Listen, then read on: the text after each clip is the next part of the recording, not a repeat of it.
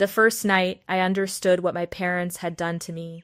Not on my wedding day, not when the bishop read the vows, not when the community gathered and sang the old hymns and wished us well with their careful, practiced smiles. The first night. That is when I understood. My name is Sarah.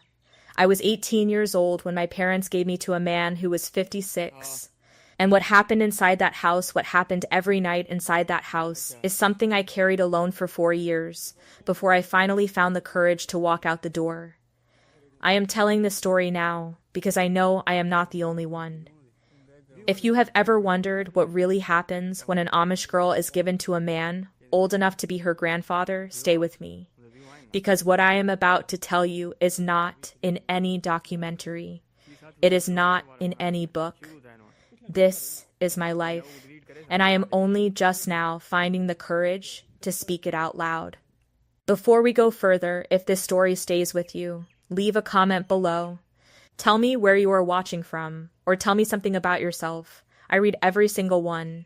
And if you want to hear more stories like this one, hit that like button right now. It helps more people find this channel. And it tells me you are ready to hear the truth. Now, let me take you back to the beginning. His name was Ezra Lapp. He was 56 years old. He had been married twice before his first wife had died young. His second had outlasted him by sheer determination for 11 years before illness took her, 2 years before I entered the picture. He had grown children, the oldest of whom was 16 years older than me. He had a large farm, a well-maintained house, and a reputation in our community as a devout and prosperous man. He also had a reputation for something else, something that was spoken about only in the careful, indirect way that Amish communities speak about things that everyone knows and nobody acknowledges. A reputation that the women understood, and the men dismissed, and the bishop ignored, because Ezra Lapp tithed generously, and sat in the front row every Sunday, and had never once given the church cause for formal complaint. I did not know about this reputation when my father told me. My father told me on a Wednesday evening in late spring. I was helping my mother with the dishes after supper, and he came into the kitchen and said, "Without preamble, Ezra Lapp has asked for you." I have said yes. I set down the dish I was drying. I said, "Dat, he is 56 years old." My father said, "He is a good man. He will provide well for you." I said, "He is older than you." My father said, "Age is not what matters. Character is what matters. Faith is what matters." I looked at my mother. She was looking at the sink. She did not turn around. That was when I should have known. My mother was not a woman who avoided things. She faced everything directly, the hard winters, the difficult neighbors, the losses that came to every Amish family eventually. She faced all of it with the same steady, forward-looking calm. But she could not turn around and look at me that evening, and I was 18 years old, and I did not yet know how to read that particular silence. So I said, "Yes, Dat," and that was the whole conversation. Ezra came to our house 3 times before the wedding. The first time he brought a gift, a wooden jewelry box he had made himself, smooth and carefully finished, with my initials carved into the lid. I held it in my hands and felt the weight of it, and thought about the hands that had made it. Large hands. I had noticed them when he walked in, the kind of hands that had done hard work for 5 decades, and showed it. The second time he sat across from my father and talked about land and crops and the coming harvest, and I served them coffee and stood at the counter and listened to the conversation of 2 men discussing the logistics of my future, without including me in it. The third time he spoke to me directly for the first time. He sat across from me at the kitchen table and looked at me with pale eyes that had a particular quality I could not name then but can name now. Hunger, not the romantic kind, not the kind that sees a person and wants to know them. The other kind. The kind that sees something and wants to possess it. He said, "You are a strong girl. Healthy. That is good."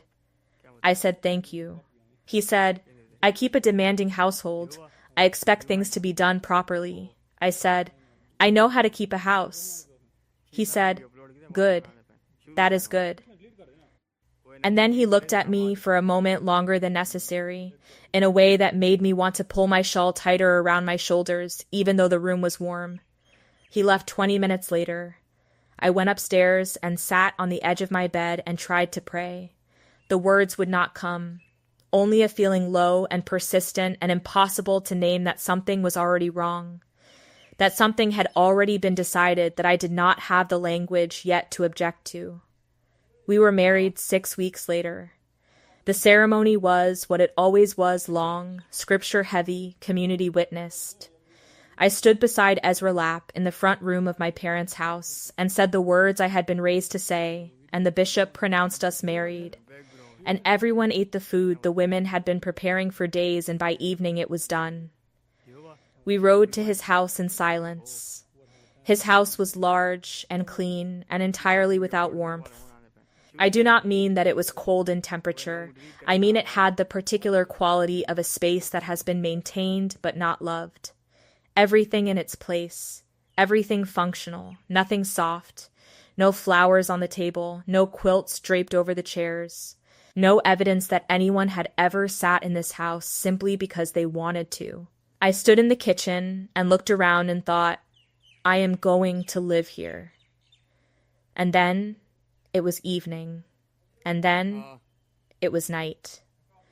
I will be careful here, because what I am about to describe is not something I describe for shock. I describe it because it is the truth of what happened, and because the truth of what happened is the reason for everything that came after.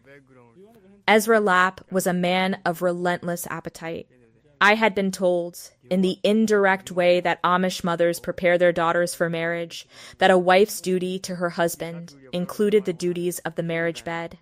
I had been told this was sacred. I had been told this was part of the covenant.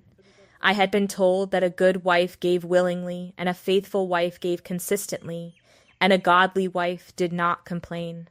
Nobody told me what willingly and consistently and without complaint actually looked like in practice. I learned on the first night, and then I learned again on the second night, and the third, and every night that followed, with a regularity and a demand that left me, within the first 2 weeks of my marriage, in a state of exhaustion so profound it had its own texture, a heaviness behind the eyes, a soreness that did not fully resolve before it was renewed, a particular kind of tired that sleep did not fix, because the nights were not restful. I lay in the dark on those early nights and stared at the ceiling and thought about the word duty, about how a word that was supposed to mean something sacred had become, in the specific context of my marriage, something that felt like the opposite of sacred, something that felt like being used up, slowly and consistently, by a man who saw my presence in his house as an entitlement he had purchased. Because that was what had happened. My father had given me to this man. There had been no negotiation about what I wanted. No conversation about who I was or what I needed or what kind of marriage I had hoped for when I had allowed myself to hope at all. There had been a decision made by men about a woman in a room where the woman was not present. And I was living inside that decision every single night. In the book of Ephesians, chapter 5, verse 25, the Bible says that husbands are to love their wives as Christ loved the church, with sacrifice, with care, with their own comfort secondary to the well-being of the one they love. Ezra Lapp had read that verse many times. I had heard him quote it. He quoted it about other men's obligations. He did not appear to consider that it applied to his own. The months passed. I learned to move through them with the particular efficiency of a person who has accepted that survival is the available goal and has organized themselves accordingly. I kept his house. I cooked his meals.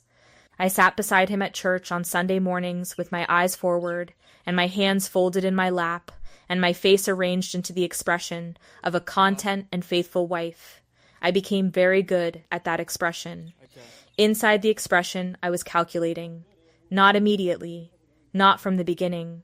In the beginning, I was simply enduring putting one day in front of the next, the way you walk through deep snow, with your head down and your attention on the immediate step rather than the impossible distance.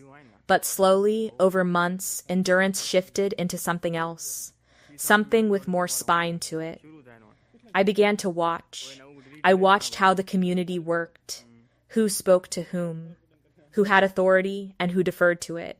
I watched the English delivery drivers who came to the farm twice a month, and the way they moved through the world quickly, independently, without checking with anyone before they spoke, or acted, or decided. I watched the English women in town on the rare occasions I was permitted to go, the way they walked, the way they carried themselves. The particular quality of their ease that I understood, watching them, was the ease of people who had not been given away. I began to make a plan. It took 2 years to make properly. I am not going to pretend it was simple or clean or without cost.